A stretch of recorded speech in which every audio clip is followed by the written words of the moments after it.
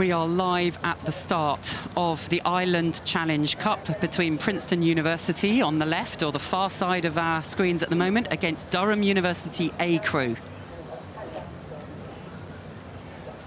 They are poised, they're sitting forwards, blades are buried, waiting for the umpire's flag to drop. It's a moment of incredible tension. The athletes need to breathe, the adrenaline's about to be released, and they're off. It's Princeton University versus Durham University A in this round of the Student Women's Eights event, the Island Challenge Cup.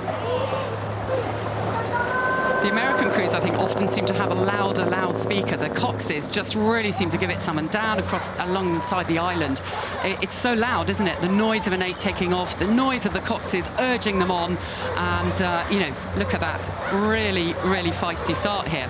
Yeah, that's a really high stroke rate there in the Durham University boat. They definitely want to try and, you know, get out ahead. There's a lot of intent, and they are ahead. That's a fantastic start. That is scorching. I mean, I guess there's often a sense, isn't there, Americans could be super powerful and tend to have maybe a slightly more front-ended approach to the race. But yeah, the Princeton Tigers are immediately under pressure. But there we see the crew: Hannah Hosebarth at bow, Madeline French at 2, Calista Wildin at 3, Claire Brockman at 4, Alice McCarthy at 5, Lena Schwartz at 6, Amelie McComb at 7, Catherine Barry at 5. Eleanor Every is urging them on from the coxing seat. And a warm welcome to all the Princeton supporters who are spectating here today and are watching on the live stream. Great to have you with us, but you're going to have to shout for the Tigers, because they are having a lot of pressure put on them by Durham University, who have leapt out.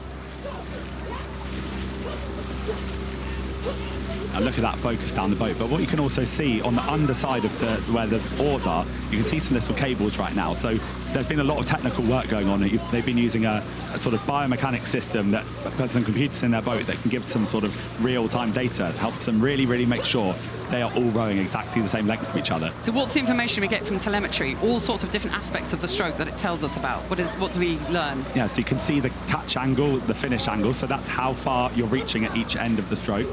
You can see the sort of number of watts you're pushing each stroke. You can see how long it takes you to get to your peak force. You can have a power curve that you all try and match up with each other. There's kind of endless things you can do.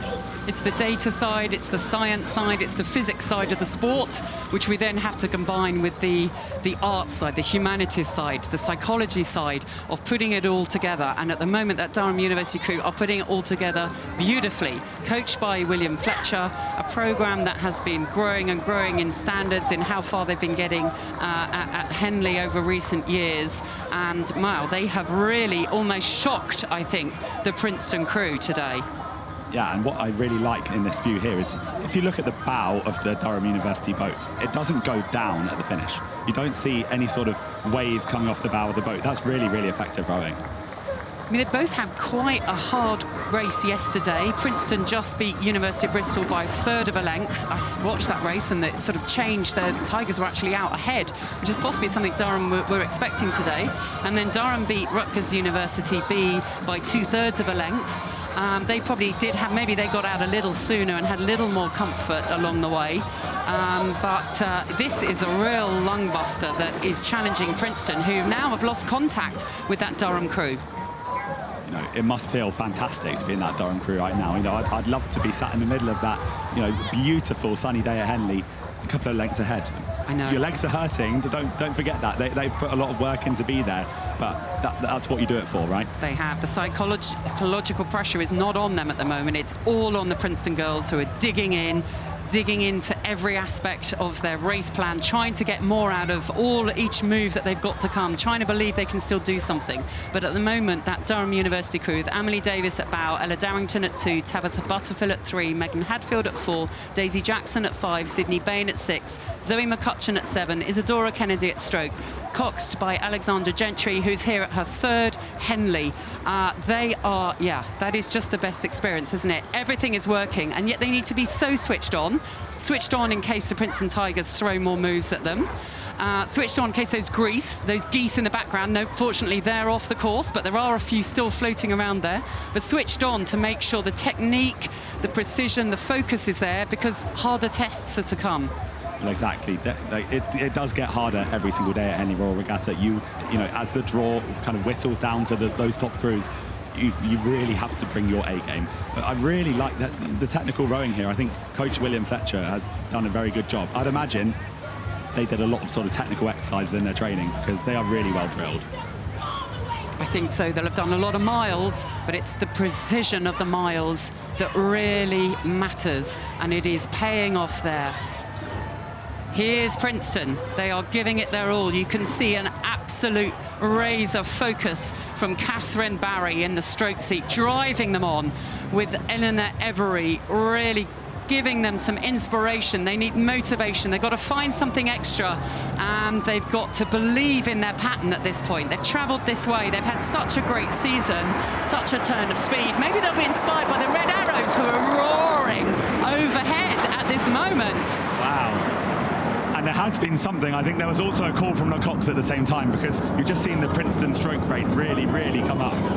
Definitely time for a sprint finish, but what does that feel like, having the red arrows come over your head during a race? How distracting might that be? Well, I don't know, it felt exhilarating here in the commentary box, which literally shook. I mean, they must have felt that, you know, in those boats as well, and maybe, you know, an exhilarating lift, I hope, to both crews to feel this is something special. You don't get that anywhere else, do you? Yeah, that is certainly unique. Wow. Here they go. They know that they're coming into the final part of the race, and this Princeton crew have to keep driving on. There are no more races if they don't finish first in this one. They've come a long way. They've had a long season. They've been doing the whole circuit over in America, and now they've had such questions asked them by this brilliant Durham University crew, who are really flying. There's a great consistency there. Again, smoothness, the parallel oars, the angles, the confidence in what they're doing as well, that means they're able to relax and it becomes easier, and that's the challenge, isn't it? It's easy to row well when you're ahead, and it is really tough to row well when you're behind, but that's what we train to do. And that is also what Princeton are doing. Like they have not done anything wrong in this race. They have looked technically fantastic. I wonder, I'd be really interested to sort of set up an ergo test between Durham and Princeton, see them on the rowing machine, because Princeton's rowing has been fantastic.